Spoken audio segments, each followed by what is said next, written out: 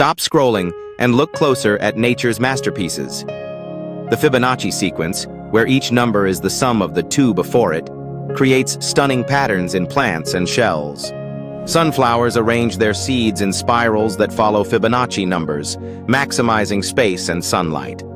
Pine cones, pineapples, and even cacti reveal these spiral patterns. The nautilus shell's graceful curve traces a Fibonacci spiral, balancing beauty and strength. This hidden math shapes efficiency and harmony, proving that nature is not only an artist, but also a mathematician.